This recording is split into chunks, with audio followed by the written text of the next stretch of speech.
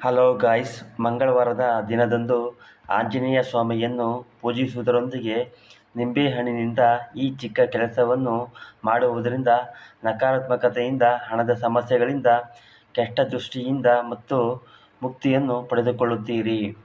ಸನಾತನ ಧರ್ಮದಲ್ಲಿ ಮಂಗಳವಾರದಂದು ಆಂಜನೇಯ ಸ್ವಾಮಿಯನ್ನು ಆರಾಧನೆ ಮಾಡುವ ಸಂಪ್ರದಾಯವಿದೆ. ಈ ದಿನ ಆಂಜನೇಯ ಸ್ವಾಮಿಯನ್ನು ಕ್ರಮಬದ್ಧವಾಗಿ ಪೂಜಿಸಲಾಗುತ್ತದೆ. ಆಂಜನೇಯ ಸ್ವಾಮಿಯನ್ನು ಭಕ್ತರ ಎಲ್ಲ ಸಂಕಷ್ಟಗಳನ್ನು ಕ್ಷಣ ಮಾತ್ರದಲ್ಲಿ ದೂರವಾಗಿಸುವುದರಿಂದ ಆತನನ್ನು ಸಂಕಟಮೋಚನ ಎಂದು ಕರೆಯಲಾಗುತ್ತದೆ. ಆಂಜನೇಯ ಸ್ವಾಮಿಯ ಆಶೀರ್ವಾದವನ್ನು ಹೊಂದಿರುವ ವ್ಯಕ್ತಿಯು ಜೀವನದಲ್ಲಿ ಯಾವುದೇ ರೀತಿಯಾದ ಭಯ ಮತ್ತು ತೊಂದರೆಗಳನ್ನು ಎದುರಿಸುವುದಿಲ್ಲ. ಮಂಗಳವಾರದಂದು ನಿಂಬೆಹಣ್ಣಿನಿಂದ ಈ ಚಿಕ್ಕ ಕೆಲಸಗಳನ್ನು ಖಂಡಿತ ಮಾಡಿದರೆ ಆಂಜನೇಯ ಸ್ವಾಮಿಯು ಸಂತುಷ್ಟನಾಗುತ್ತಾನೆ.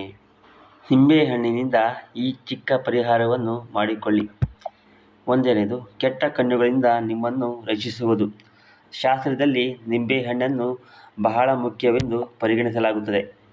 ನಿಂಬೆಹಣ್ಣನ್ನು ಆಹಾರ ಪದಾರ್ಥಗಳಿಗೆ ಬಳಸುವುದು ಮಾತ್ರವಲ್ಲ, ದುಷ್ಟ ಕಣ್ಣುಗಳಿಂದ ರಕ್ಷಣೆಯನ್ನು ಪಡೆದುಕೊಳ್ಳುವುದಕ್ಕಾಗಿ ಇದನ್ನು ಬಳಸಲಾಗುತ್ತದೆ.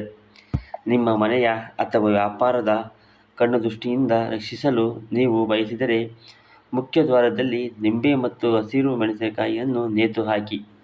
ಇದು ದುಷ್ಟ ಕಣ್ಣುಗಳನ್ನು ತೆಗೆದುಹಾಕುತ್ತದೆ ಮತ್ತು ನಕಾರಾತ್ಮಕತೆಯು ನಿಮ್ಮ ಮನೆಗೆ ಅಥವಾ ಕಚೇರಿಯನ್ನು ಪ್ರವೇಶಿಸದಂತೆ ಮಾಡುತ್ತದೆ.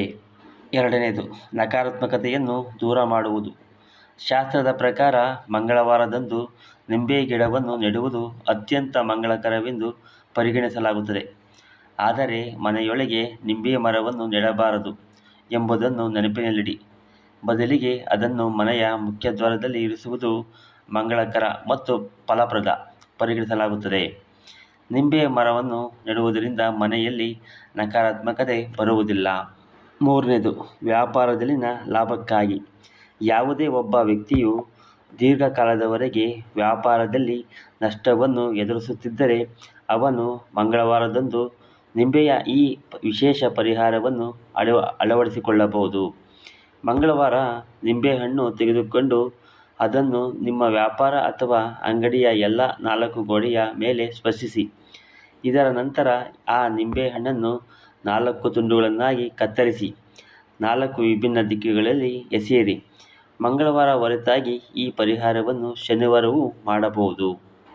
4ನೇದು, ಯಶಸ್ವಿಗಾಗಿ.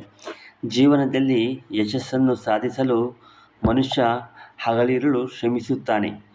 ಆದರೆ ಕೆಲವೊಮ್ಮೆ ಆತನಿಗೆ ಯಶಸ್ಸು ಸಾಧಿಸಲು ಸಾಧ್ಯವಾಗುವುದಿಲ್ಲ.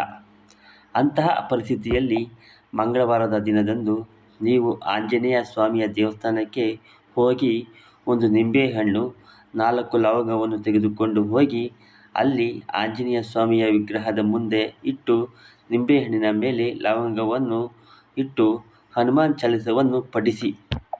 ಇದಾದ ನಂತರ ನೀವು ಯಾವುದೇ ಕೆಲಸಕ್ಕೆ ಹೋಗುವಾಗ ನಿಂಬೆಹಣ್ಣನ್ನು ತೆಗೆದುಕೊಂಡು ಹೋಗಿ.